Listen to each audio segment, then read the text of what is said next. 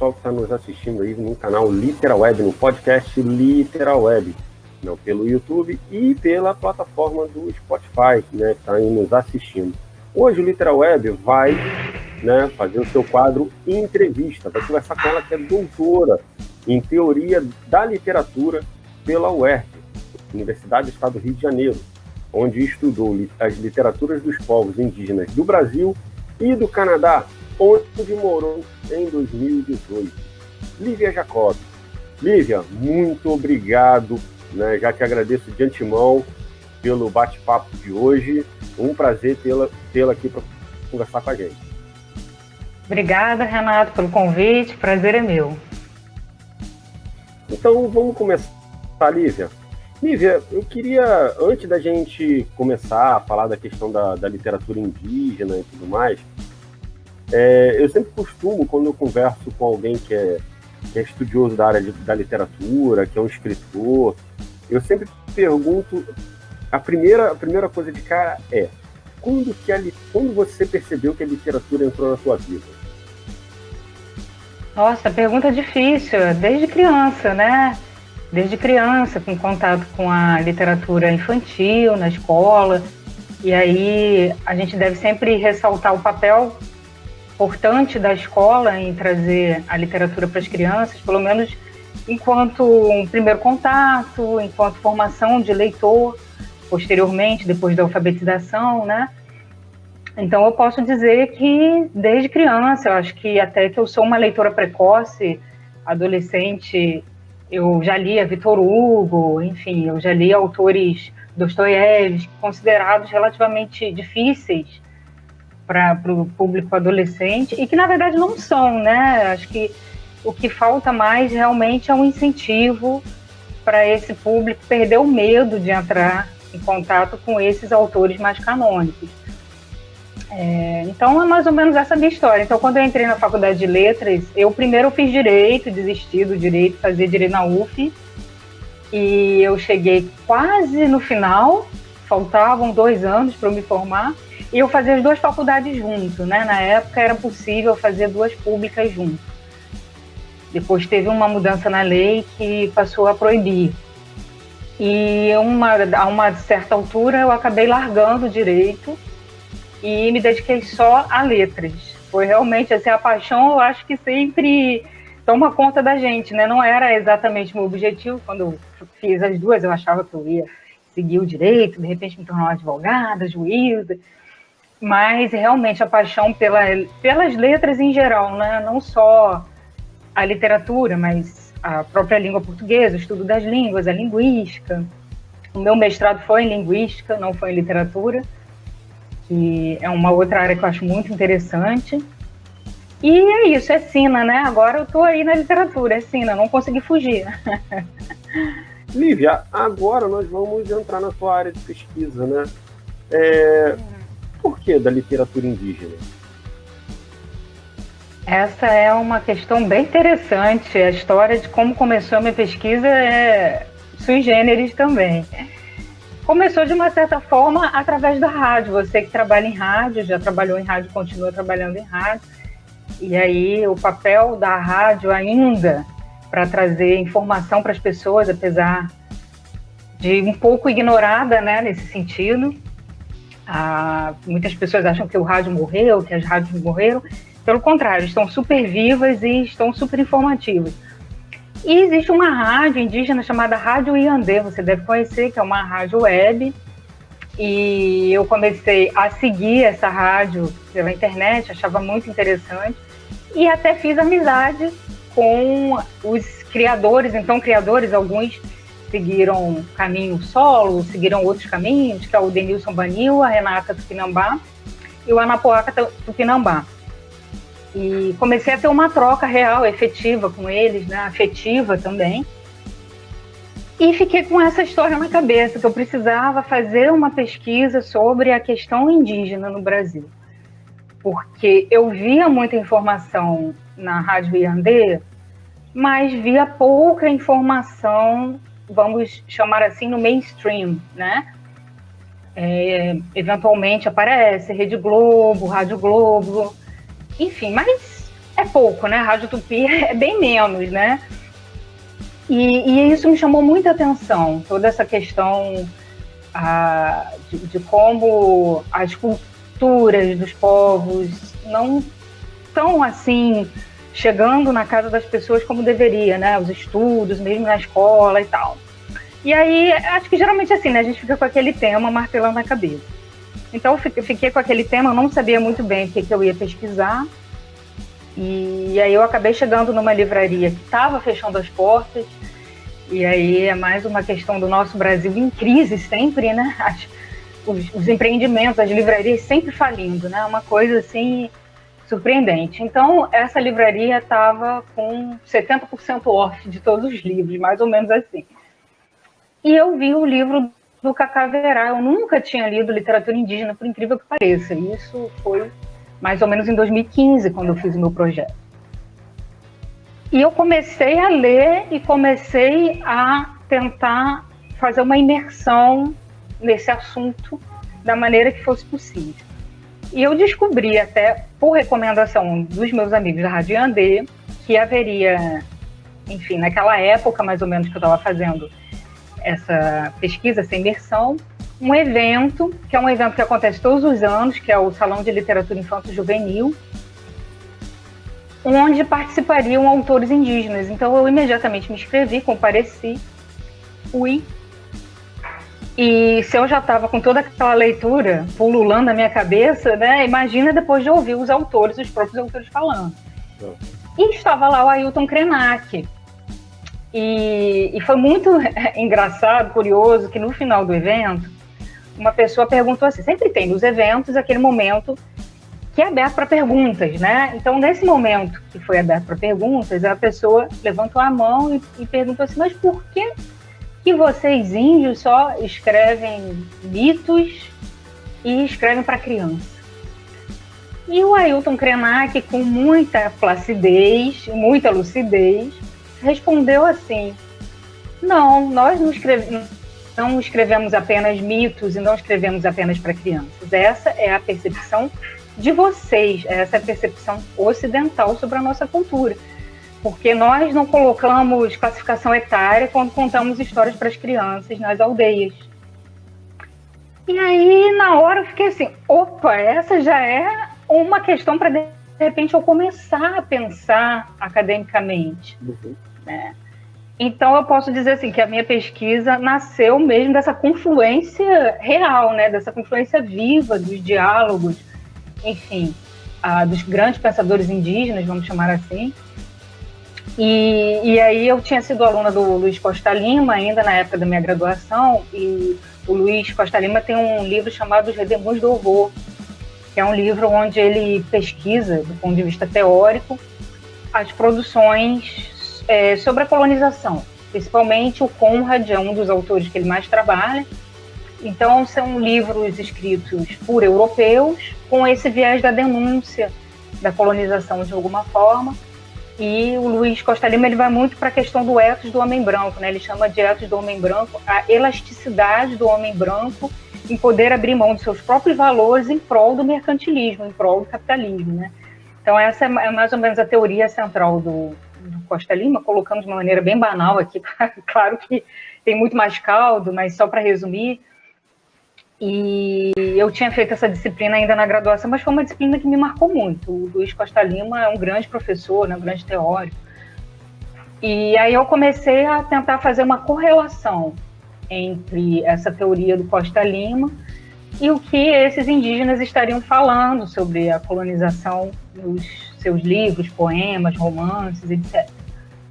E foi assim que tudo começou. E aí você foi para o Canadá. Por que o Canadá? Isso. E qual foi o seu primeiro contato com o país? Pois é. Em 2017, eu comecei o doutorado em 2016, quando essa temática da literatura indígena ainda não estava muito comentada. Então, foi também um incentivo a mais para eu pesquisar, porque eu vi que ainda existiam poucos trabalhos. Agora já está bem diferente, agora já está bem mais comentado, né? Mas naquele momento ainda não era.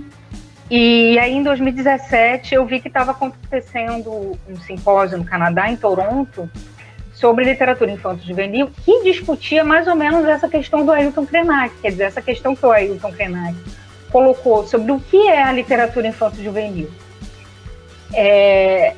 Só que, claro, ele colocou de um ponto de vista indígena. O que é? Existe essa literatura infanto-juvenil para vocês? Porque, para mim, Krenak, mais ou menos assim que ele estava dizendo, né? Isso não existe. Então, esses caras lá no Canadá estavam tentando estudar essa questão do que é a literatura infanto-juvenil, se ela existe, do próprio ponto de vista ocidental, né? Porque algumas literaturas que são consideradas infantis, como, por exemplo, Peter Pan, Alice no País das Maravilhas, são livros, o próprio Pequeno Príncipe, né? São livros que nós podemos dizer para qualquer idade, né? Livros que marcam a vida das pessoas, enfim, que não estão restritos realmente a um público criança. Então, nesse simpósio, nesse congresso, melhor falando, desculpa, eles queriam discutir todas essas questões, inclusive da falta da participação da criança no nosso mundo, né? Então, como é que isso é visto? Por que a criança raramente dá a sua opinião sobre o livro? Então, geralmente é o adulto que escolhe o livro para a criança, né? Nas discussões sobre literatura infanto-juvenil, a percepção da criança muitas vezes não é respeitada, não é estudada. Então, existe sempre uma interferência, existe sempre um controle do adulto sobre a vontade desse outro universo. A própria produção da literatura infanto-juvenil é uma produção que não é feita pelas crianças, salvo raras exceções, né? É sempre feita pelo adulto para a criança e muitas vezes com um cunho moralista e por aí vai. E, né, eu acabei me surpreendendo que a abertura desse evento foi feita por indígenas canadenses. Isso me chamou muita atenção, não esperava isso, e acabei descobrindo que tinha autores indígenas, mesas com autores indígenas canadenses, e eu estava inscrita particularmente num ciclo de discussões sobre questões indígenas ou questões étnicas, né, questões de outras culturas, como, por exemplo, indianos, que existem muitos imigrantes indianos também no Canadá, paquistaneses e tal. E aí eles fizeram, né? Então, cada dia do congresso tinha um grupo de pesquisadores apresentando as suas pesquisas, apresentando as suas questões, né, sobre essas temáticas, vamos dizer assim, não ocidentais, vamos chamar assim.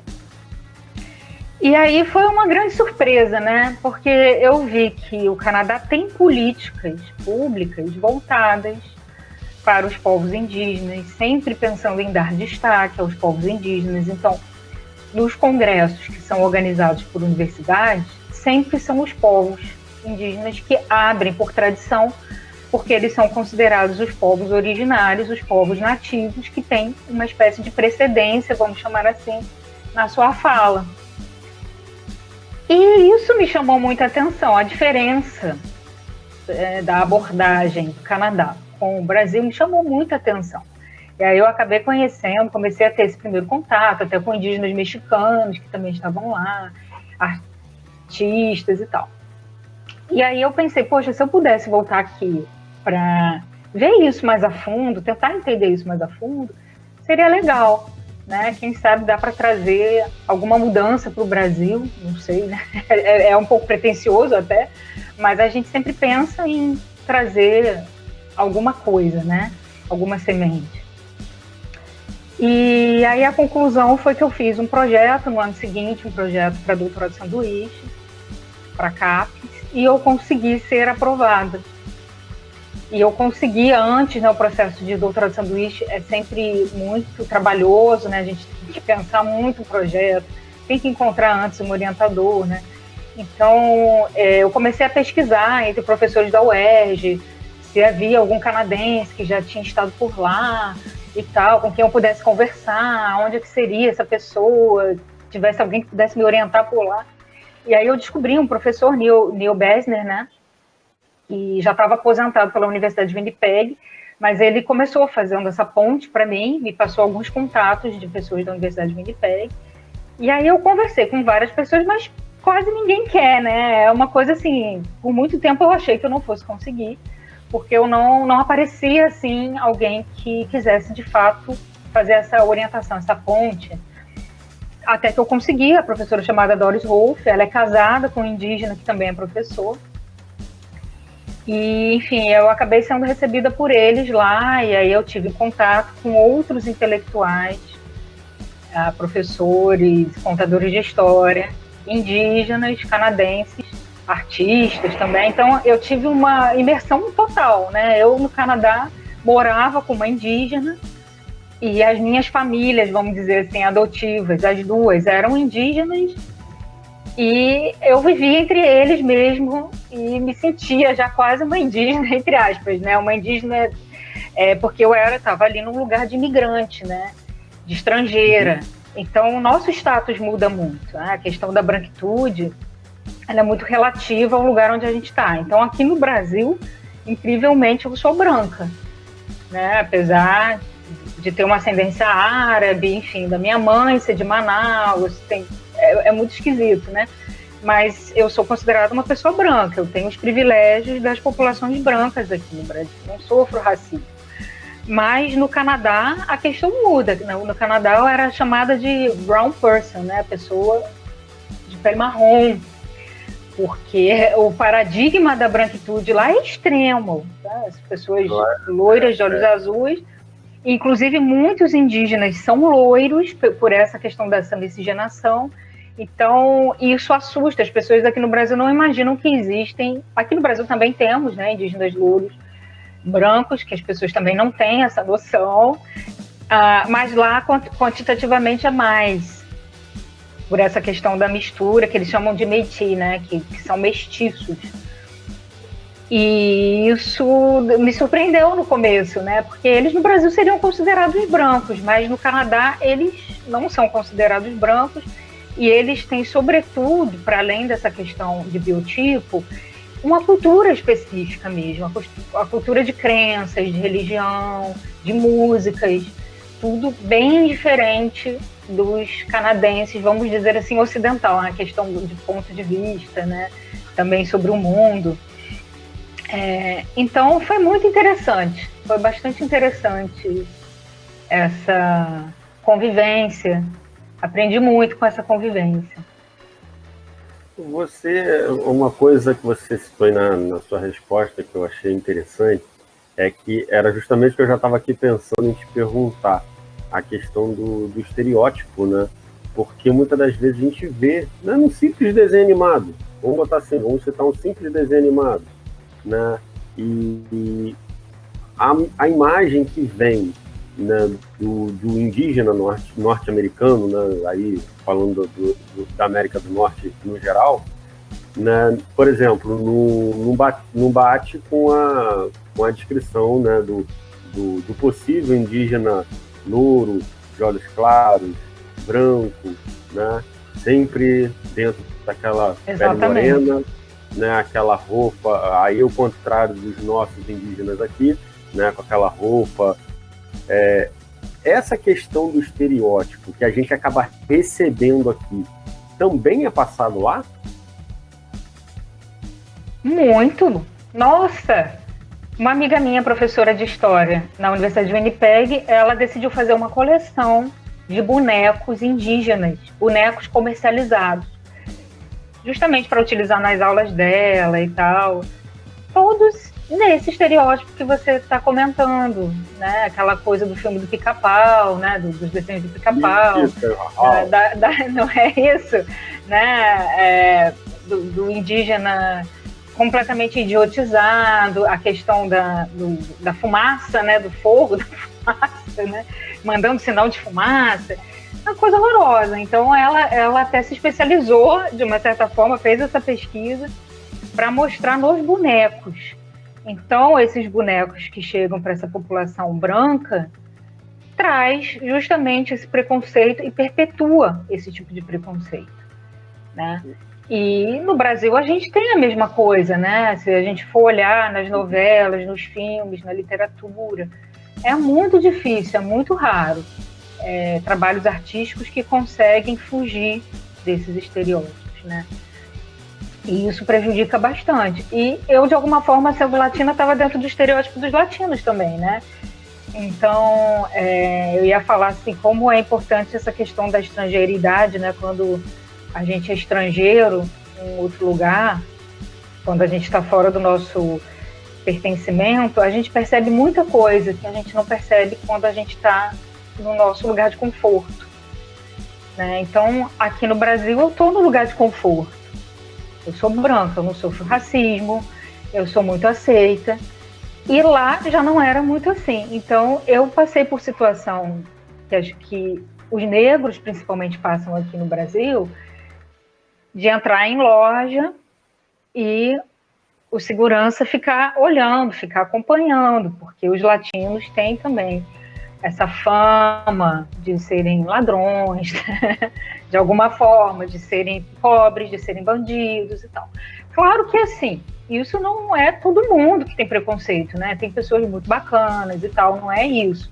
Eu quero dizer, acho que no geral o canadense é muito receptivo, é muito bacana, mas ainda existe sim o preconceito, inclusive existe de uma certa forma o preconceito mesmo do governo, né? Ainda que existam essas políticas públicas, a questão do racismo não está bem resolvida.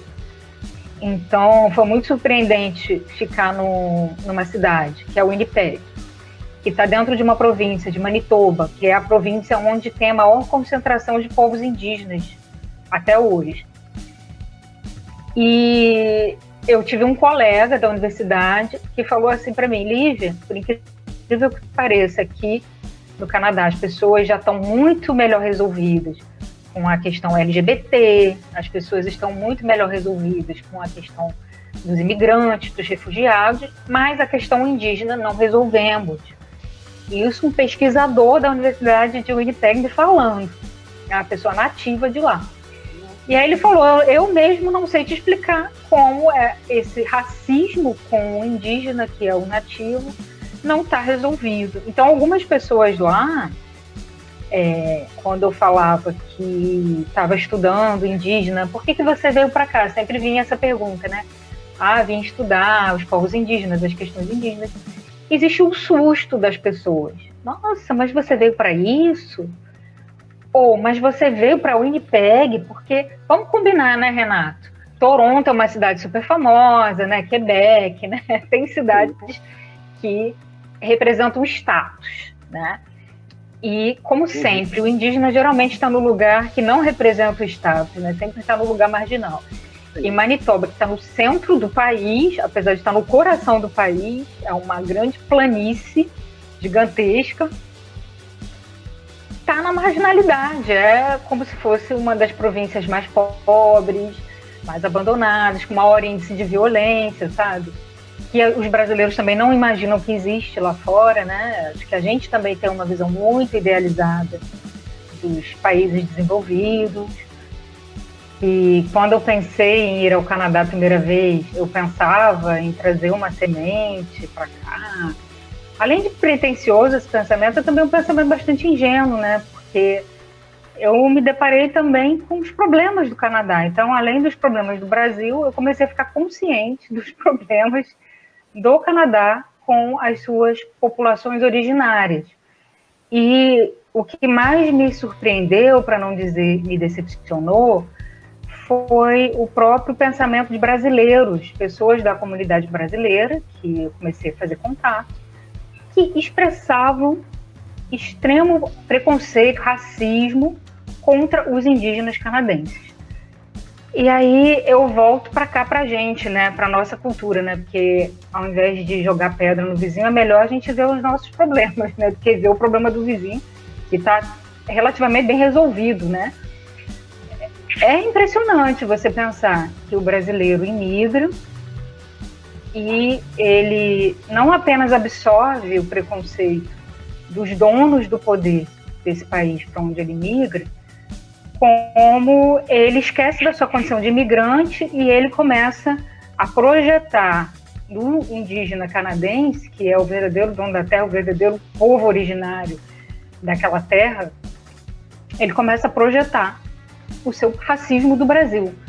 né? Então, são pessoas que têm um racismo muito mal resolvido no Brasil, chegam no outro país, como se não fosse um brown people, né? Como eu te falei que eu sou uma brown person lá, então o brasileiro é brown people lá e gosta de se esquecer, gosta de viver ignorando esse fato e reproduzindo. Mais uma vez, não estou dizendo que são todos, existem pessoas muito conscientes que migram, né? Mas existe também isso, e eu vi também isso, tá?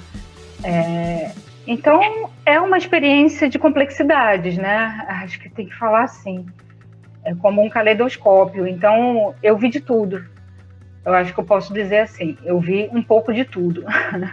Lívia, você percebeu alguma semelhança entre as literaturas lá da Norte da América do Norte, né, com o Brasil aqui, ou você ficou somente nas diferenças? Olha, Renato, é até um pouco simplista demais pensar assim, a termos de semelhança e diferença. O que eu posso te falar com relação às duas literaturas, né, é que são literaturas muito plurais. Então, são literaturas tanto no Canadá quanto aqui no Brasil que são produzidas por povos diversos. Então, até quando a gente fala de literatura indígena, é um termo um pouco limitador, porque são literaturas indígenas, né, de povos diversos.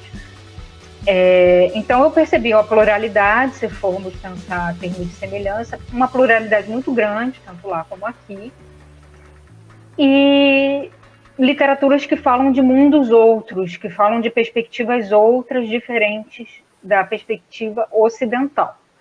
Então, tanto lá como aqui, todas essas literaturas elas vão falar de uma ótica a qual nós não estamos muito acostumados, um ponto de vista diferente, e agrega muito para a gente, né, esse contato com essas literaturas. E uma questão que eu acho interessante mencionar, mais uma vez, aí é a diferença do país desenvolvido para o país subdesenvolvido. O Canadá, sendo um país desenvolvido, também tem políticas voltadas para produção de livros, distribuição de livros. E, infelizmente, nós no Brasil ainda estamos bastante aquém. Então, mesmo o valor dos livros, o livro é um objeto mais acessível lá, por incrível que pareça, do que aqui, né? Uhum. Então, por haver uma valorização maior da literatura por lá, existem autores indígenas ricos, né? Então, eu achei isso muito interessante, porque eu conheci um autor indígena, eu não vou mencionar o nome, mas ele está muito bem situado, e num texto, ele falando sobre preconceito, ele mencionava que as pessoas sempre ficavam, os taxistas em especial, ficavam muito admirados quando viam a casa onde ele mora, que é uma mansão e tal. Poxa, mas o indígena... E aí a resposta dele, jocosa, era sempre a seguinte: não apenas eu tenho essa casa, mas eu também tenho uma casa em Roma, eu também tenho uma casa no Rio de Janeiro, eu também tenho uma casa em Paris. E o que me surpreendeu nessa resposta não foi nem a questão do racismo com o indígena, que a gente sabe que existe, né?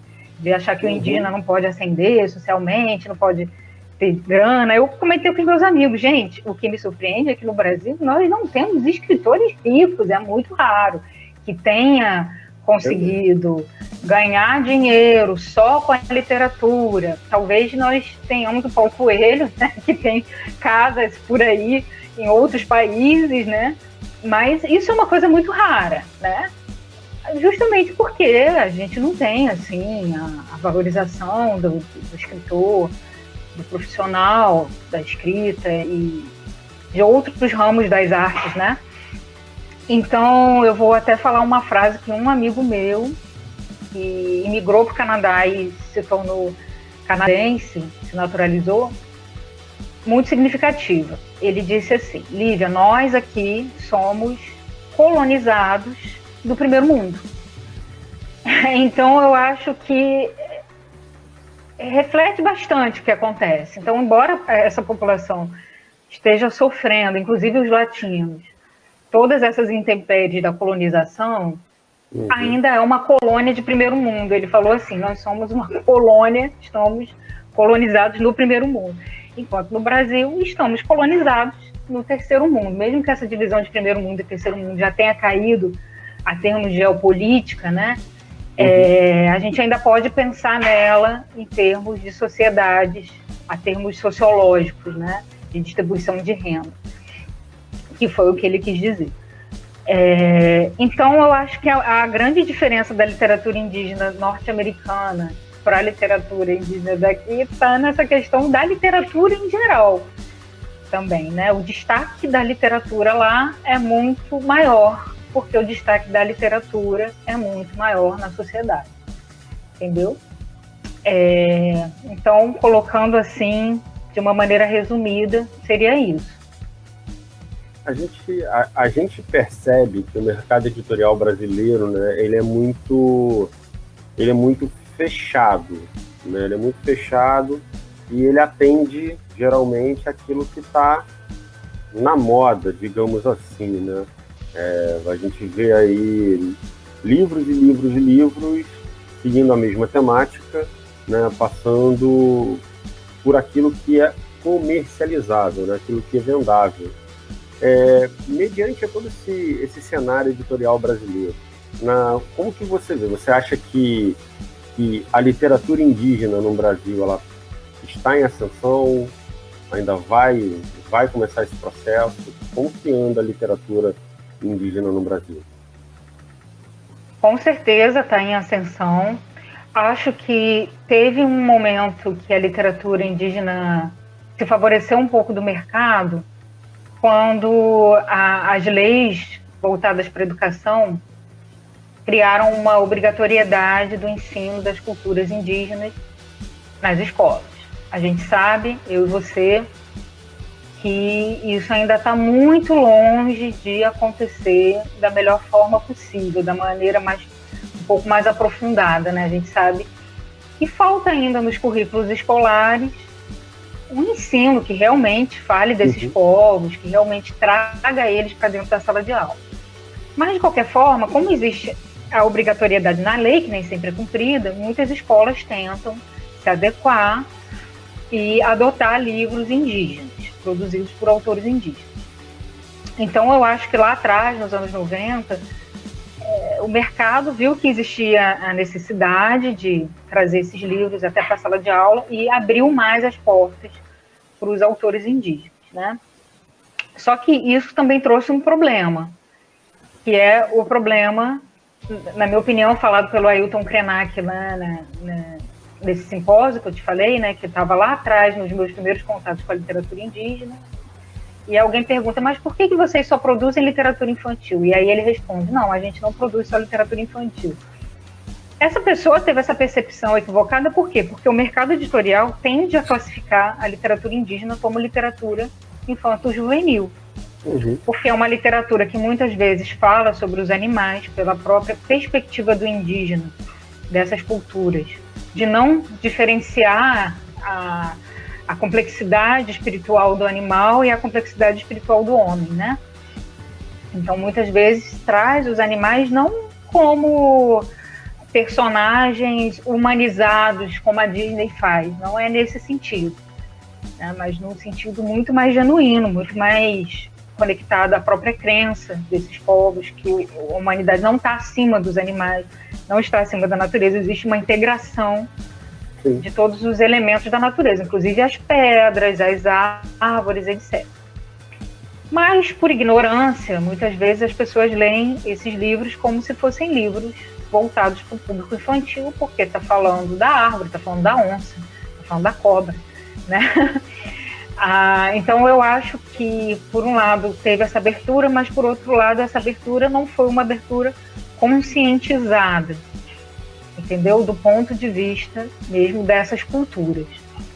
E aí começou a surgir um problema da gente ver vários livros classificados como livros infanto-juvenis, por estarem assinados pelos autores indígenas, sem que a gente tenha certeza mesmo se eles são simplesmente livros infanto-juvenis, como é que a gente pode adotá-los em sala de aula, como fazer isso sem uma mediação. Isso é uma questão muito complicada, né?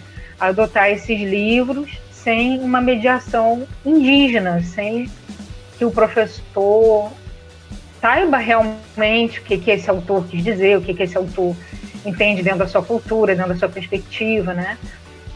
Então a gente tem um problema também aí, né? Hoje nós temos editoras indígenas, editoras como a editora do Daniel Munduruku, temos a editora da Aline Pachamama também, que são editoras já produzidas por indígenas de uma maneira bem diferente, né? Então está fora desse circuito aí comercial, vamos falar assim, e está buscando muito mais trazer as raízes, né? Muito mais fazer uma integração entre as suas populações, né? Então, produzir livros daquelas populações, do seu povo originário, da sua nação, como eles falam no Canadá, né? E aí isso já traz uma perspectiva diferente. Hoje, a questão das editoras no Brasil, eu até não vou falar muito, porque não é muito a minha seara, eu não tenho tanto assim a dizer. Mas hoje, por exemplo, o Jabuti desse ano, dessa edição, trouxe muitos autores indicados que não estão em grandes editoras. Né? Muitos autores indicados que são publicados por editoras. É um novo caminho que está se abrindo, né? É um corte que a gente está vivendo hoje nesse caminho editorial. O que vai acontecer daqui para frente a gente não sabe, temos que acompanhar. Mas é bastante interessante, porque a gente começa a quebrar toda essa questão de um preconceito que existe, né? Então teve uma pesquisa que foi feita em 2018, se não me engano, na área de sociologia, que mostrou o perfil dos autores publicados pelas grandes editoras. E esse perfil é o mais óbvio possível. Homens brancos, da classe média, geralmente professores, jornalistas, sabe?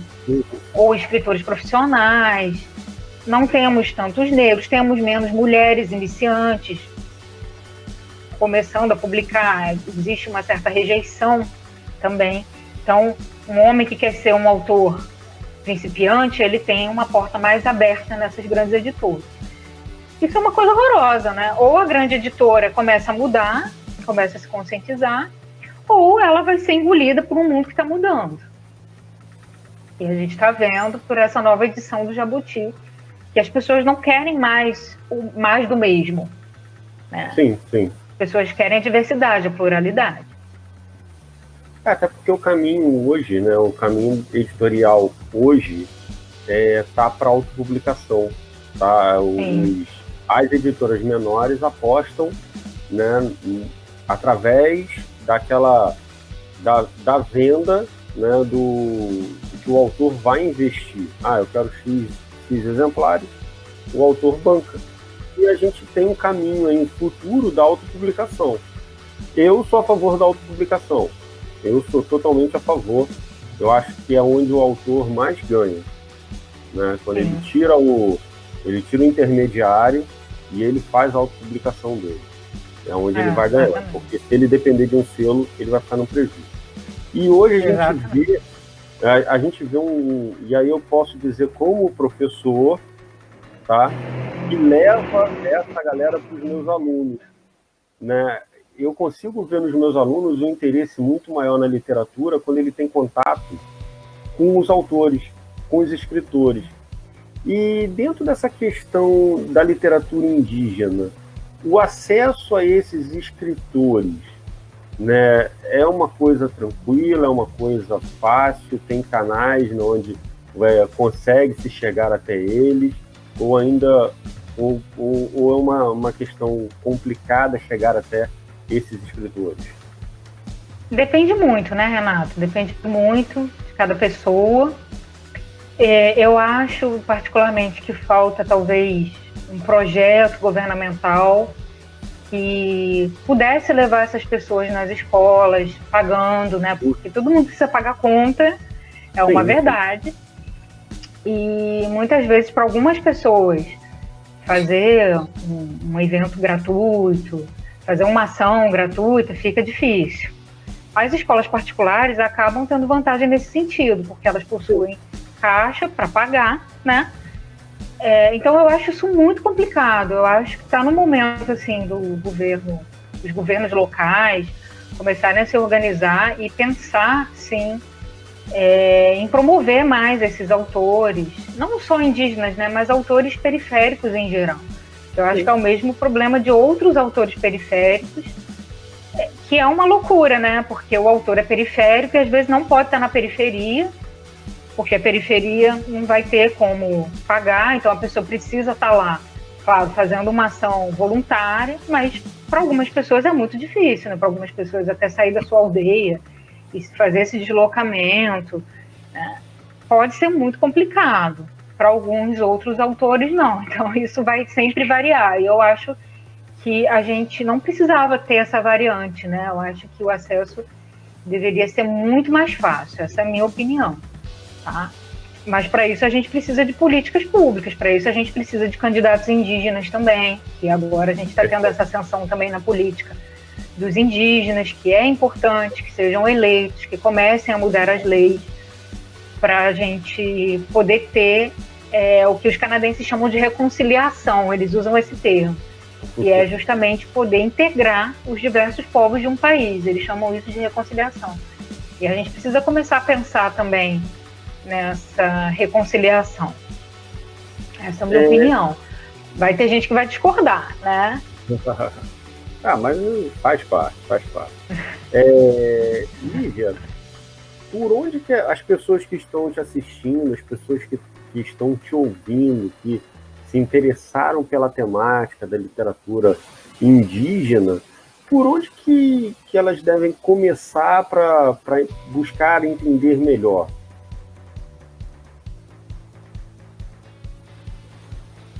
Olha, Renato, hoje em dia eu recomendo, por incrível que pareça, o YouTube, Google, tem muitos autores indígenas e pesquisadores indígenas que estão aqui no YouTube em lives, em entrevistas. Tem a Rádio Iandê, que é um grande acervo também, de entrevistas, de música, de artigos, de reportagens, tá? E nas livrarias, na Amazon, é possível encontrar. Então, é tanta gente que é difícil assim, eu recomendar um outro autor, né? Porque aí eu vou estar puxando a sardinha para alguém e deixando de falar de outro. Então, nós temos muitos autores, acho que tem escritor indígena agora para tudo que é gosto, e é procurar mesmo se informar e procurar ver as lives, assistir os documentários, sabe? Procurar ver nas redes sociais, procurar acompanhá-los e, se possível, trazê-los para dentro das escolas, se houver essa possibilidade, buscar entrar em contato, né? Verificar como é que cada autor trabalha e por aí vai. Essa é a minha recomendação, sempre buscar estar por perto, né?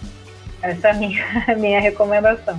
Eu já vou te passar de antemão que eu, como professor, né, já vou procurar ver um intercâmbio para os meus alunos, que assim, eu noto que quando se fala assim, um aluno, adolescente não gosta de literatura, mentira, eles adoram. Eles não são apresentados, de repente, da maneira correta à literatura. Exatamente. E ninguém melhor que o próprio escritor para apresentar a literatura da melhor maneira que ele sabe fazer. Então, eu já vou procurar me inteirar para levar, para apresentar para a galera. Esse ano já está terminando, mas pro ano de 2021, que a pandemia acabou dando algumas possibilidades. Por exemplo, essa possibilidade que a gente está fazendo aqui agora é uma possibilidade que a pandemia abriu. Então, assim, a pandemia acabou abrindo umas possibilidades que, mesmo terminando, né, vai perdurar, né? Vai ficar, algumas coisas vão ficar. E isso aí a gente vai fazer dessas tecnologias. Mas vamos falar um pouquinho de experiências. Tem alguma surpresa ou surpresas que você tenha vivido que você possa contar para a gente durante a pesquisa?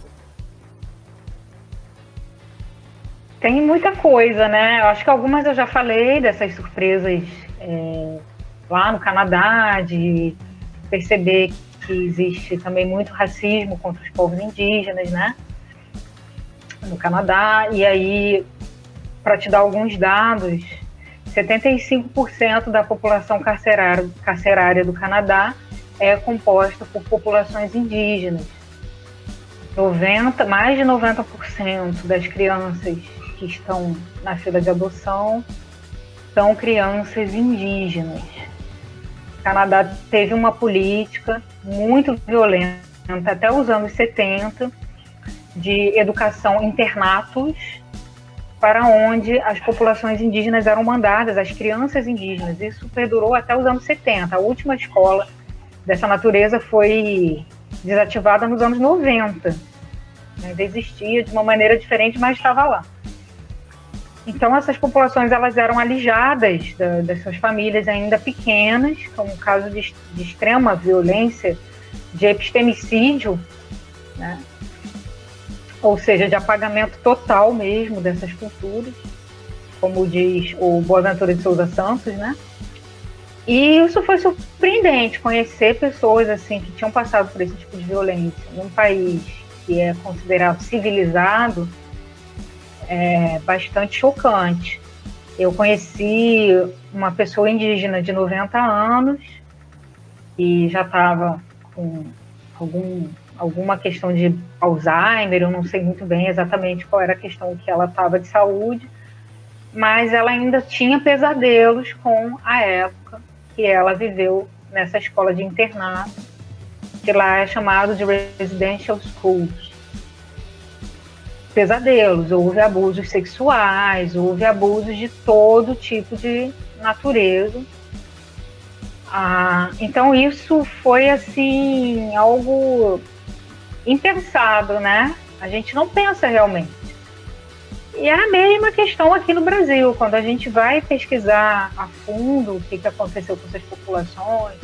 Por exemplo, no período militar, né, teve realmente extermínios massivos, abusos sexuais, e isso de alguma forma está acontecendo ainda hoje debaixo dos panos, né? Tem muitas histórias assim obscuras de invasões em aldeias, de mortes, de desaparecimentos. Então, no Canadá ainda hoje o maior número de desaparecimento de mulheres também, mulheres que são sequestradas, são mulheres indígenas, porque elas estão vulneráveis. E por quê? Na real, o governo não vai pesquisar como pesquisaria o desaparecimento de uma mulher branca. Uhum. Então, existe um racismo aí, né? Como se fala, o racismo estrutural. Então, também aqui no Brasil existem histórias assim que até algumas coisas que eu não posso falar, porque, né, se eu falar eu posso até também sofrer um processo, né? Mas histórias assim inacreditáveis, sabe? Que você escuta crimes bárbaros, são crimes bárbaros, crimes absurdos de genocídio, crime contra a humanidade, sabe? É inacreditável que isso esteja acontecendo hoje, em pleno século XXI, histórias dessa natureza estejam acontecendo com essas populações e outras populações também que estão à margem da sociedade, periféricas, né? Então, até quando eu comecei a minha pesquisa, eu falei muito de um autor, um filósofo, chamado Emmanuel Levinas, que foi o filósofo da criação do conceito de alteridade. E esse filósofo, ele foi um sobrevivente de campo de concentração. Ele era da Lituânia, fugiu depois para a França, onde ele se tornou professor de filosofia, e ele foi o primeiro a trabalhar com esse conceito da alteridade, da importância da gente sempre pesquisar o outro, né? Não ficar só nesse conceito ocidental, que é o conceito mesmo do apagamento, que é a percepção de que a crença do outro é sempre bruxaria. Então isso se repetiu na história realmente do Ocidente, a percepção de que se o outro acredita numa coisa que eu não acredito, eu posso exterminá-lo, eu posso cometer um genocídio, eu posso colocá-lo num campo de concentração, lembrando que no campo de concentração não morreram apenas judeus, morreram ciganos, morreram negros, morreram testemunhos de Jeová, porque também não participavam da mesma concepção cristã das pessoas que estavam no comando, né? Homossexuais, enfim. Então, essa percepção de que o outro pode ser exterminado é uma percepção que precisa ser vencida, né? Então, a gente precisa realmente estabelecer uma ética para conseguir mudar o mundo. Essa era a proposta do Levinas, estabelecer essa ética, que não aconteceu. Né? A gente não tem ainda hoje essa ética vigente, que por mais que eu não concorde com o outro, deixa o outro lá, né? Seria mais ou menos isso. Eu não preciso ser amigo, admirar, nada disso. Eu preciso respeitar o outro para ser também respeitado. E isso, infelizmente, ainda é um projeto. Está no papel. Então, eu acho que a maior surpresa é perceber que depois de tantas caminhadas, de tanta coisa que já aconteceu no mundo, nem tudo mudou. Né? Então, após termos 2 grandes guerras que quase destruíram o mundo, estamos prontos para uma terceira guerra, talvez. Né? Estamos prontos, a depender da visão de alguns dirigentes estadistas, estamos prontos para uma terceira guerra. E isso é a maior surpresa com a qual podemos nos deparar. Lívia, com relação à proporção, né, a proporção populacional, a proporção populacional da indígena, canadense e brasileira, qual é a maior? É uma boa pergunta, mas eu acredito que a brasileira seja maior. Tá? Eu teria que ver a dados numéricos. As duas são minoritárias, né? Lá também não chega a 1% da população. Nós temos um dado interessante, que as populações indígenas estão crescendo. Então, hoje no Brasil, a população indígena, talvez, no Canadá eu tenho certeza que é a população que mais está crescendo. E no Brasil me parece que também nós temos agora um crescimento, e que é bastante interessante, assim, pelos estudos antropológicos, nunca foi muita prática do indígena ter muitos filhos, né? As populações indígenas brasileiras, elas conheciam formas de evitar a gravidez muito antes das populações brancas, por meio de ervas, garrafadas e tal. E esse recurso era amplamente utilizado, né? Então, mesmo entre a minha família, a família da minha mãe é de Manaus, não conheço, não sei qual seria a ascendência indígena, não tenho conhecimento, não sei para te falar, mas a cultura da garrafada, a cultura da erva é muito forte. Então, as minhas antepassadas, vamos chamar assim, minha avó, minha bisavó, elas conheciam, elas sabiam usar as garrafadas para não engravidar. E isso não faz tanto tempo, né? Então, isso começa a ser deixado de mão para, de uma certa forma, investir num crescimento populacional, porque as populações indígenas veem que isso hoje é importante para eles ganharem espaço, para eles lutarem pelos seus direitos, para eles terem visibilidade, né? Então é uma novidade que eu posso te falar. Agora, eu não sei precisar para você qual seria, a termos numéricos, né? A população com maior peso numérico. Não sei te precisar isso, se lá ou aqui. Eu acho que é aqui, eu diria que é aqui, eu apostaria assim. Estou falando no achismo. Sim. Aí a gente remete, vamos voltar um pouquinho no tempo, e a gente acaba vendo, né, lá, quando a gente volta lá no romantismo, primeira geração, indianista, a gente vê aquele índio idealizado, a Índia idealizada, né? Cheio da crença, né, do escritor, né, ou como ele gostaria que o índio fosse. E como que a gente pode ver essa produção da literatura indígena hoje com aquilo que era feito antigamente? É bem diferente. Então, assim, na minha pesquisa, eu busquei contrapor essa produção anterior com a produção atual no Brasil. Então, só para você entender o título da minha pesquisa, o título da tese, é o índio na literatura e a literatura indígena, que é uma provocação. Até com base no conceito que o Daniel Munduruku fala muito, né, que o índio ele é um conceito europeu. Né? Já o indígena é um conceito mais aceito enquanto palavra para designar esses povos entre os povos índios. Né? Então, os indígenas, no geral, alguns preferem a palavra povos originários, outros aceitam nativos, outros aceitam indígena. Então, eu usei essa palavra que é mais aceita no geral por vários povos nativos daqui, em contraposição à palavra índio, que é uma palavra que o europeu, principalmente esse do século XIX, usava bastante para designar essas populações. Então, esse índio na literatura, que é esse índio, vamos dizer assim, pensado pelo europeu, ele está muito vinculado a um projeto estatal, né, um projeto nacionalista, está muito vinculado a estereótipos, ele carrega consigo uma visão de que esses povos já estão exterminados, de que esses povos se extinguiram, que é uma palavra horrorosa, né? Essa palavra assim, extinto, me lembra muito a fauna e a flora, né? Quando você fala extinto. Na verdade, o que acontece com populações humanas é serem dizimados, né? Sim. Essa é a verdade, né? E serem alvos de genocídio. Então, eles trabalhavam muito com essa concepção.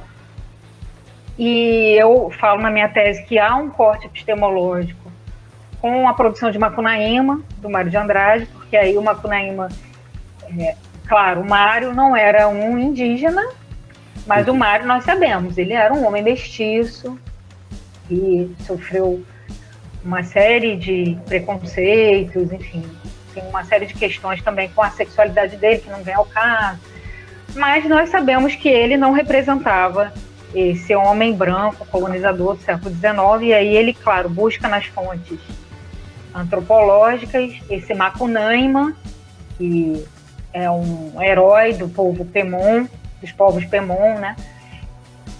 E ele busca recriar, fazer aquele pastiche com outros elementos da cultura popular brasileira, da própria macumba, que ele cita muito ali, né? Povos negros, africanos e tal. E ele faz aquela mistureba, vamos falar assim. E, de repente, tem uma diferença ali desse indígena que não é nem um pouco essa questão de um indígena puro, de um indígena que está numa aldeia. Não. É um indígena sarcástico e é um indígena misturado, também miscigenado com negros, e que tem esse choque da civilização. Então, o Macunaíma, que eu acho muito interessante na obra do Mário, é que o Macunaíma, para entrar na cidade de São Paulo, ele precisa ficar branco, né? Ele se embranquece. Essa eu acho que talvez seja uma das questões centrais da obra Macunaíma, do Mário. Esse embranquecimento, que é, de uma certa forma, você ocultar as suas raízes, né? Que é o que acontece com muitos indígenas ainda hoje. Então, falando de relatos, que você me perguntou, eu ouvi relatos de pessoas indígenas que na cidade se passaram por chinês, para não falar que era indígena e não sofrer preconceito. Então busca uma origem que, se tem a ver, está muito distante, né? Pode ser até que tenha uma ancestralidade em comum, mas está bem distante, para poder se livrar do preconceito, porque, por incrível que pareça, o brasileiro pode admirar mais o japonês, pode admirar mais um chinês, achar que porque são povos inteligentes, são bons na matemática e tal, são avançados, do que admirar a sua própria população, a sua própria origem, porque muitos de nós temos uma ascendência indígena e negamos isso, né? Então eu acho que o Mário ali, ele fala sobre essa questão desse embranquecimento forçado para você poder se adaptar, e também do embranquecimento enquanto política, que a gente sabe que foi uma política mesmo social presente na história do Brasil, né? E ele traz esse corte no modernismo. E depois do Macunaíma, a gente tem produções brasileiras, como Quarupi, enfim, outros, a Maíra, né, do Darcy Ribeiro, outras produções, Nove Noites, que vão trazendo esse indígena com um ponto de vista, um olhar muito mais social, esse indígena como sujeito periférico, bem menos idealizado, um sujeito como eu e você, mas que está muito mais vitimizado pelas intempéries, muito mais vitimizado pelo preconceito, né? Então eu trago esse estudo nesse sentido comparativo, e aí depois trazendo para a questão da literatura indígena em si, a gente tem como uma literatura muito mais afirmativa, uma literatura muito ligada à questão política, uma literatura muito ligada à busca por visibilidade, né? E uma literatura que vai trazer o indígena do ponto de vista do indígena, muitas vezes, algumas vezes, até denunciando preconceito mesmo. Então, em alguns casos, a gente vê na literatura indígena relatos que você acaba sendo remetido a cenas mesmo de preconceito, de racismo, né? E por aí vai. Temos o Olívio Jacupé trabalha muito também com essa questão, né? O Daniel Munduruku, a Eliane Potiguara, com a sua poesia, Graça Graúna. Então, só para citar alguns da primeira geração, mais antigos, né? Uhum. Que já estão bem mais canônicos, a gente pode dizer assim, bem mais conhecidos do grande público. Vamos lá, então, para a questão editorial. Você tem como dizer para a gente a respeito da recepção dessa literatura hoje? Sim, eu acho que, a termos de recepção, a literatura indígena está ganhando muito terreno, está ganhando muito espaço, até com relação, assim, agora com a pandemia, né? Os indígenas que sempre falaram sobre preservação das florestas, sempre falaram sobre a preservação da mata e do ecossistema do planeta, isso nunca foi devidamente observado, eu acho, pela nossa sociedade, não foi devidamente escutado. Então, de repente, a gente tem uma pandemia que, teoricamente, está relacionada, a gente não tem ainda 100% de certeza, né? Mas ela muito possivelmente está relacionada com o antropoceno, né? Com essa destruição massiva do ser humano sobre a natureza, com esse crescimento populacional exacerbado. Então, essa teoria, por enquanto, está ganhando, né? A teoria de que a pandemia está correlacionada com esses fatores e que nós podemos ter ainda outras pandemias muito em breve relacionadas a esses fatores. Então, é uma percepção hoje vencedora entre os médicos, né, como uma causa principal. E aí, de repente, me parece que, por conta dessa pandemia, acende um alerta para as pessoas, que começam a procurar ouvir mais os povos indígenas, começam a procurar ver as lives e comprar os livros. Então, eu acho que o maior exemplo é o Ailton Krenak. O Ailton Krenak é um militante, como todos os outros que eu citei aqui dessa antiga geração, um militante já que vem aí desde os anos 70, falando sobre essas questões, lutando pelos direitos indígenas, né? Ralando muito, como a gente fala na militância. E aí, de repente, o Ailton hoje ganha, né? Ele vai ser o vencedor do prêmio Juca Pato desse ano.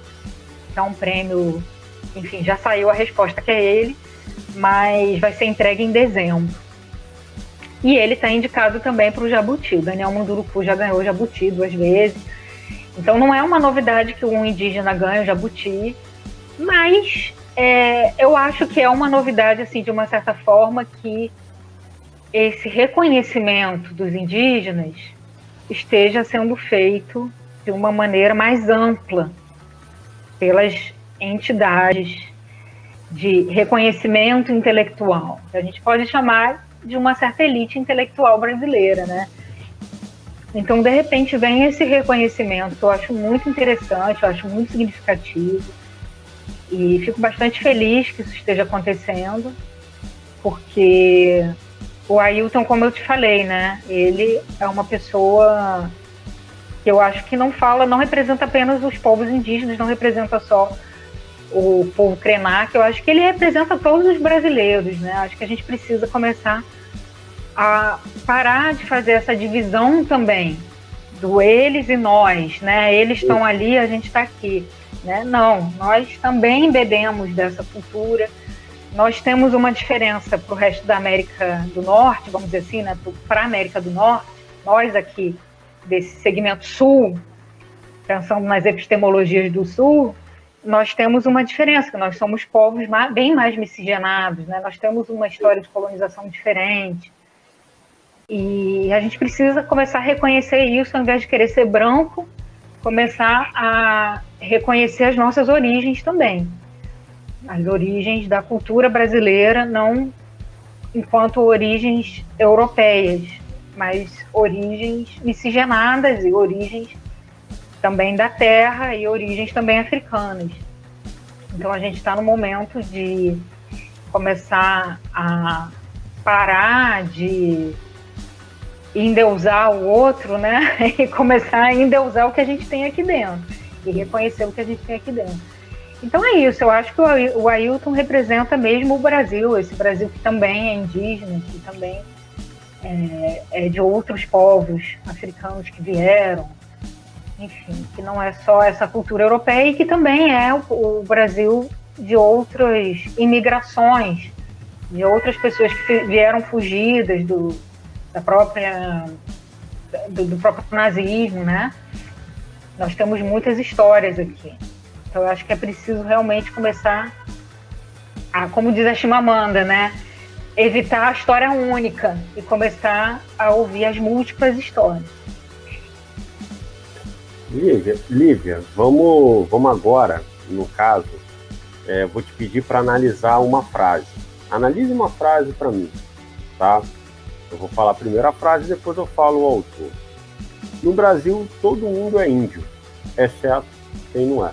Eduardo Viveiros de Castro. O que você acha, né, que o Eduardo quis passar com essa frase? Então, Renato, o Eduardo, um grande antropólogo, né? Acho que hoje está entre os mais conhecidos do Brasil. Eu não tenho certeza, eu acho que o Eduardo falou essa frase no contexto de um conflito que aconteceu na Raposa Serra do Sol. Eu não tenho certeza, mas me parece que era um conflito entre madeireiros e indígenas e tal. Teria que pesquisar para saber o contexto da frase exata. Essa frase ela ficou muito famosa, ela está sendo sempre citada aí, enfim, ad infinito. Eu acho assim que o Eduardo ele quis dizer justamente um pouco, né? Ele quis voltar um pouco justamente para essa questão que eu estava mencionando, que a gente precisa reconhecer as nossas origens indígenas, a gente precisa saber que nós não somos europeus, nós precisamos parar de querer ganhar o Oscar e de ficarmos frustrados porque não ganhamos o Oscar, porque, enfim, o mainstream não reconhece a gente, pararmos de querer ganhar o Nobel porque a Suécia não reconhece a gente e não sei se vai reconhecer um dia, né?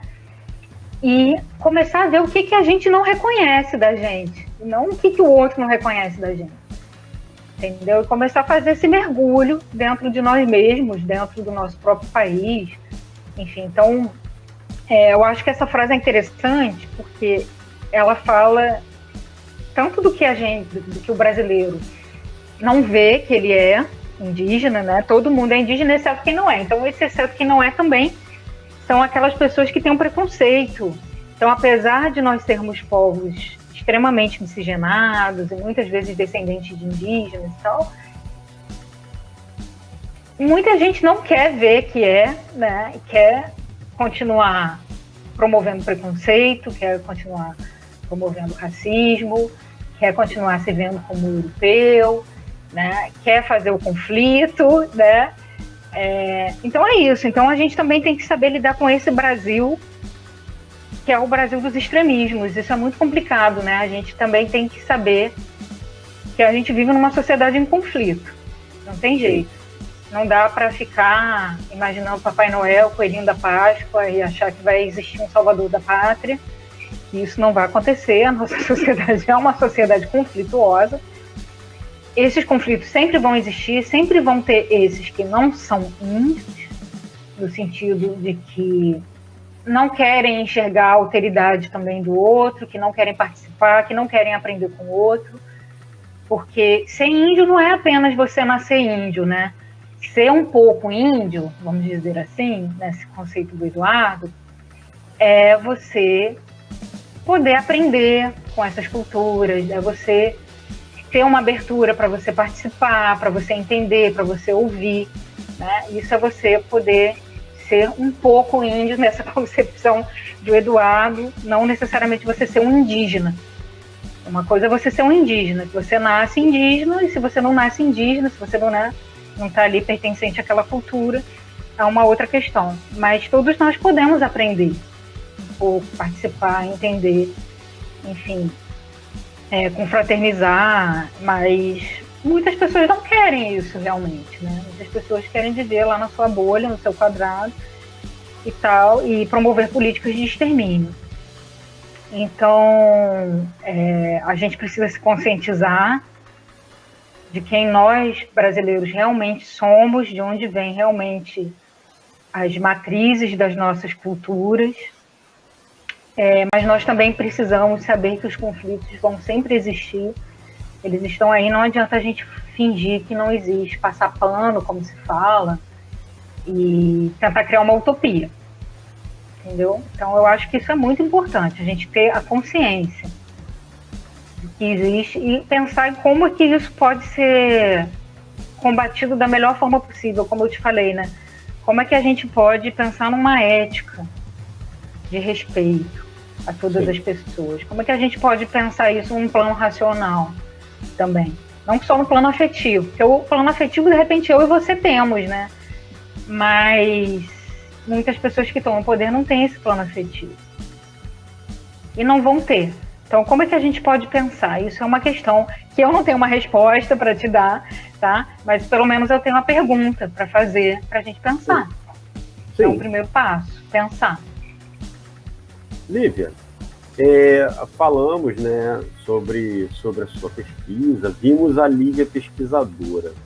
Agora vamos falar um pouquinho da Lívia escritora. Né? Você tem um espaço, né, chamado Cidadela Literária. O que você busca publicar ali, né? Além, né? Vamos lá, Renato. É o meu lado B. Vamos lá, lado A e lado B. Isso é só para os antigos como a gente que ouviram LP, né? Porque entre os jovens que não conheceram o LP, a vitrola, não vão entender essa metáfora do lado A e do lado B. Mas eu posso dizer que é um pouco meu lado B, então eu criei o blog, eu tive um site de culturas árabes em 2010, então meu avô era libanês, né? Então, nos idos de 2009, 2010, por aí, acho que até antes, deve ter sido 2008, mais ou menos, eu criei um site, fiz uma pesquisa para a comunidade árabe, foi tudo totalmente gratuito, enfim, era um portal de culturas árabes, e pelo meio do qual eu comecei a fazer um resgate mesmo da questão da imigração árabe no Brasil, e principalmente dos músicos. Nós tivemos muitos músicos árabes aqui no Brasil, enfim, que começaram a emigrar para cá no começo do século XX. Então, algumas pessoas, inclusive, que foram estrelas também no Líbano, que depois voltaram e se tornaram apresentadores de programa e tal. E aí eu comecei a fazer esse resgate, eu consegui gravações históricas, eu consegui fotos muito antigas mostrando esses músicos. E, de repente, acabou que a plataforma onde eu hospedava tudo isso, ela saiu do ar, né? Eu perdi, entre aspas, esse acervo, não perdi o acervo para mim, mas eu perdi a oportunidade de repente, divulgar esse acervo online para as pessoas, né? Eu tinha tudo em backup, mas eu perdi essa oportunidade de divulgar. E, enfim, aquilo acabou indo para o meu canal do YouTube. Eu coloquei muita coisa no meu canal do YouTube, que deu um grande trabalho, porque eu não queria que as pessoas perdessem essas informações. E, enfim, e aí eu nunca mais tinha pesquisado sobre a questão árabe, enfim, tinha deixado aquilo adormecido, tinha pesquisado para mim, porque a gente que é da cultura, a gente está sempre em contato, né? Então é uma coisa muito intuitiva e tal. E aí voltou, assim, a ideia de repente, reinaugurar algo voltado para esse legado árabe, mas de uma maneira diferente. E ali, no Cidadela Literária Casbah, que significa cidadela em árabe, eu coloco alguns textos que são sobre literatura, política, mas mais mesmo sobre a literatura, né? Sobre a questão do orientalismo, o que a gente pode pensar. Basicamente, o assunto principal desse site são essas questões voltadas para a literatura árabe. E deixando um pouco de lado até aquela pesquisa que eu fiz lá atrás, né? Até pesquisa de música, está guardada, quem sabe um dia eu retorno ela. Mas está no YouTube, tem algumas gravações no YouTube, tem algumas histórias dessas pessoas, gravações à época inéditas, né? Então, esse é o objetivo do Casbah. E você, né, através da Juliane Lisbon e através do Eric Bernard, você chegou na trupe do Suplemento Araçá. É uma trupe totalmente mista, totalmente diferente, um diferente do outro, mas, né, que vem com a proposta aí da divulgação da literatura, uma literatura um pouquinho diferente daquilo que a Entre Poetas e Poesias faz, né? Uma literatura mais voltada para o meio acadêmico, né? Como que está sendo essa experiência, né, de todo mês ter que publicar algo novo? Como que está sendo? Está sendo bem interessante, uma experiência bem diferente. Eu acho bem interessante, assim, a visão democrática também de vocês, né? Tem uma abertura, que você está falando. Tem um viés acadêmico, entre aspas, né? Porque a gente sabe que os suplementos literários, que infelizmente hoje em dia estão um pouco em extinção, aí a gente pode falar a palavra extinção sem ofender ninguém, eles traziam mesmo essa visão de democratizar a publicidade da literatura, poder levar para mais pessoas essa literatura, e literatura de autores menos famosos, pessoas que estão começando, né? E infelizmente hoje a gente tem muito menos espaço. E aí eu até me remeto a uma entrevista que o Luiz Costa Lima deu em 2013, no qual ele fala isso, que é uma pena, que foi uma pena essa diminuição da questão dos suplementos literários, porque quem acaba dominando são mais as revistas mesmo acadêmicas, puramente acadêmicas, que tem aquele teor mais solene, né? Tem aquele viés muito mais formal, entendeu? E que a gente tem muitas, né? São muitas. Então, realmente, para publicar um artigo numa revista acadêmica, nesses moldes, não é tão difícil, porque são muitas opções, né? Então, de repente, hoje estar num suplemento com vocês é um privilégio muito maior do que estar publicando uma revista acadêmica, desses moldes vinculadas às universidades, enfim, às federais, às estaduais, né? Porque nós temos muitas revistas vinculadas às universidades e que mais ou menos têm a mesma cara, né? É isso que você está falando. A Araçá, eu acho que justamente por cada um ter um estilo, como você está falando, cada um tem a sua história, cada um tem um estilo, é mais misturada, né? Então, ela tem a sua própria personalidade, o que é difícil a gente ver numa revista vinculada a uma universidade, porque as revistas universitárias, elas primam justamente por isso, elas primam justamente por, entre aspas, uma neutralidade, né? para justamente não destacar muito ali, né? Tem que ser mais ou menos tudo dentro dos conformes, né? Vamos falar assim, né? Tem que ser tudo dentro dos conformes.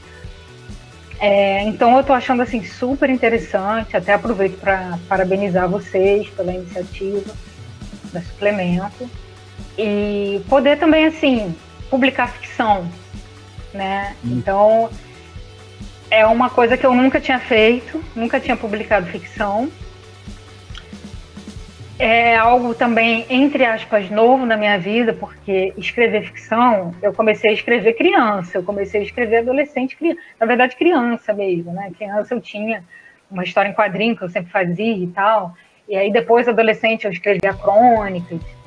Só que uma coisa é a gente escrever, né, Renato? Outra é a gente deixar os outros lerem, publicar, né? É muito diferente. Inclusive, é muito necessário também ter essa autocrítica do que a gente escreve pra gente, por lazer, porque é divertido, e o que a gente leva para o público, né? Então, assim, esse movimento de levar para o público, sinceramente, eu nunca tinha tido coragem. Eu acho que a pandemia me deu uma certa coragem de publicar e levar para as pessoas e deixar as pessoas lerem. Posso te falar uma coisa que tal? Então, essa experiência também. Posso te falar uma coisa que eu não falei, não passo para vocês. Sim, claro. Eu tenho isso guardado, porque eu tenho acesso. Só para você ter já que a gente está falando sobre mostrar para alguém, mostrar para os outros, né? Você, na primeira edição online, que foi a 4ª edição, né? Você foi a segunda mais lida. Você foi o segundo texto mais lido da segunda edição. E nessa 5ª edição, você, se eu não me engano, se não é o segundo, de novo, é o 3º texto mais lido. Né? Então, te passando isso para você ver a questão da aceitação da galera. Por quê? Porque, assim, vocês divulgam entre o pessoal de vocês, beleza? Só que eu divulgo para todo mundo, né? Eu pego, eu boto no Facebook, eu boto nos grupos, e eu vou nos grupos certos. Por exemplo, se é um artigo, eu vou nos grupos de universidades, eu não vou publicar em grupo de plantão, né? Eu vou botar em grupo de universidade. Se for uma crônica, eu vou para o grupo de literatura, de escritores. Então, se for uma poesia, eu vou nos grupos de poetas. Então, eu vou nos grupos certeiros. E onde a galera vai dando, né, o feedback, vai passando, vai falando. Né? E aí a gente vai, né, eu vou sentindo, né, como que as coisas estão acontecendo. Então, assim, de uma maneira geral, tá uma aceitação legal, né? De uma maneira geral, já passamos, em 2 meses, já passamos de 3.500 visualizações. Acho que para um suplemento que é alimentado mensalmente, se ele fosse alimentado diariamente, ok, mas ele é alimentado mensalmente. Então a pessoa pode entrar ali, né, e, sei lá, em 3, 4 dias ler tudo. Né? Se a pessoa tiver tempo, e se a pessoa gostar de ler, ela pode ler em 3, 4 dias, tudo que está ali. Então, assim, tá tendo um retorno muito legal. E no futuro, quem sabe, a gente possa apalpar o Suplemento Araçá, que o Suplemento Araçá vire uma revista física, que esse é meu sonho, virar um físico. Sim, nós que somos saudosistas, né, que adoramos papel, somos de uma outra época, a gente adora isso. Porque, assim, a gente já teve um jornal, que era o jornal do Diário da Poesia, que era um outro projeto que eu tive durante 10 anos, e o projeto findou no fim do ano passado. E a gente tinha um jornal impresso, né, ele era bimensal. E aí, por problemas de questão de dinheiro mesmo, não se tinha dinheiro, a publicação ficou muito cara. E aí nós paramos, e aí veio a revista, a gente participou e veio o Suplemento Araçá. Aí, numa conversa com a galera, eu falei assim, o Suplemento Araçá vai virar revista impressa. Eu não sei precisar para vocês quando, mas vai virar revista impressa. Aí eles, vamos ver. Eu falei, não, vai virar revista impressa, pode ter certeza. Eu não sei quando, né, mas vai sair. Isso aí é questão porque a publicação é cara, tudo mais, eu vou dar um jeito. Isso aí eu dou jeito. Lívia, eu sei que já passou, algumas vezes estava passando pela tela aí, mas tem que perguntar, vamos perguntar. Como que as pessoas podem fazer para te achar? Como que as pessoas podem fazer para conversar com você? Por quais meios?